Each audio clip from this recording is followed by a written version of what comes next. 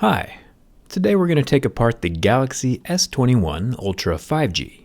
We'll get a good look at those cameras, and supposedly it's 77% larger under-screen fingerprint scanner. Should be interesting. Let's get started.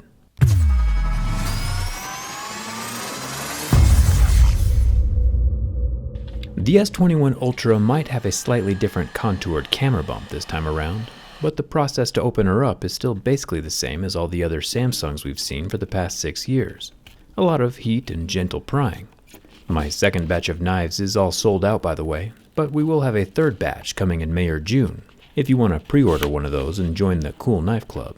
JerryRigKnife.com. The large camera bump actually makes the rear glass removal quite a bit easier, which is nice since the textured back makes it a little bit harder. My suction cup has a hard time gripping that rough surface. But eventually we do get the back panel off. The camera lens is metal, but the little circles inside the metal housing are glass and can be replaced if they ever break. 2 of the camera protrusion sides are made from the sides of the phone that just extend upwards. The camera bump is still rather large compared to other phones, but I like this implementation. There are 14 normal Phillips head screws holding down the phone guts to the frame. I'll unplug the rear wireless charging coil and the NFC pad right above that. Getting a closer look at the coils shows us that there are actually 2 coils of copper inside this pad. It could be that one of them is for the 15 watts of normal wireless charging, and the other is for the 4.5 watts of reverse wireless charging.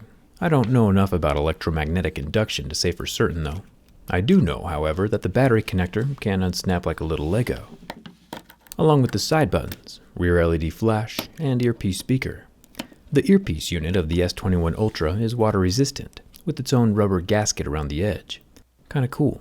It sits inside of the frame, next to the square vibrator. It's a bit away from the slit in the front of the phone.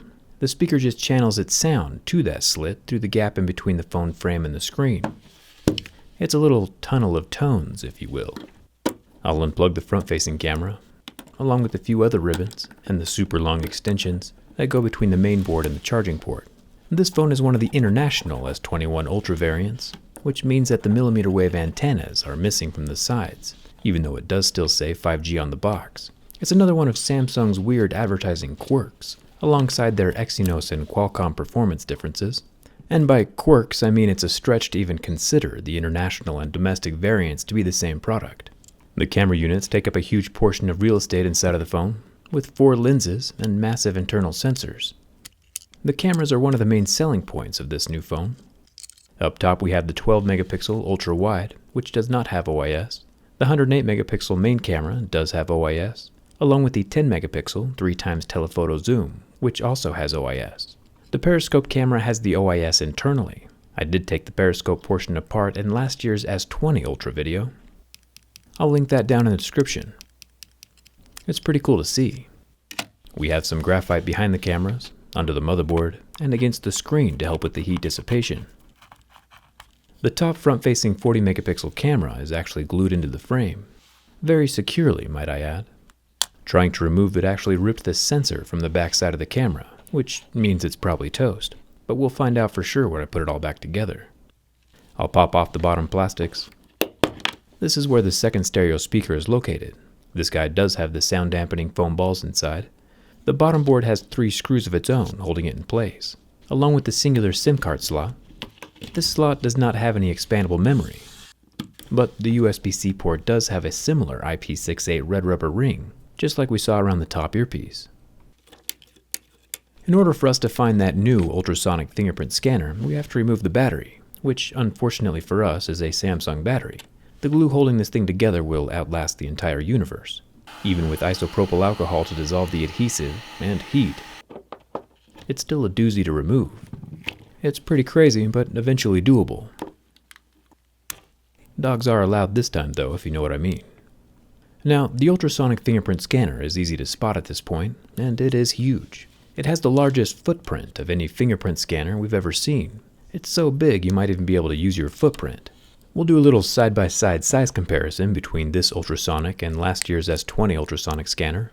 Not only is this one much larger, but there's also less empty space around the scanner itself. Jumping 77% in size in just 2 years is a big improvement. MKBHD's dream of seeing a fingerprint scanner that covers half the phone could be a reality within the next year or two. Overall, I'm going to say that the S21 Ultra didn't do anything crazy unique or new this year. It's just the same consistent Samsung experience that we've gotten for years, with its incremental improvements. And even though this particular phone might not be calling my name, I'm sure it'll get the job done for anyone who does get one. I'll get the wireless charging coils back into place so we can check the front-facing camera that I decapitated. The phone still turns on, so I'll get the back glass situated. The rear camera looks to be working fine, but as soon as I turn it to the front camera, it fritzes out and doesn't want to display any images, which I don't blame it. I wouldn't really want to work if someone ripped me in half either. Accidents happen, which is why if you want to see your phone from the inside, it's a whole lot safer just to get one of my teardown skins. All of the beautiful internals without any of the decapitations. I'll leave a link for my teardown skin down in the video description. Let me know what you think of the S21 Ultra down in the comments. I'm curious. Hit that subscribe button if you haven't already. Come hang out with me on Instagram and Twitter. And thanks a ton for watching. I'll see you around.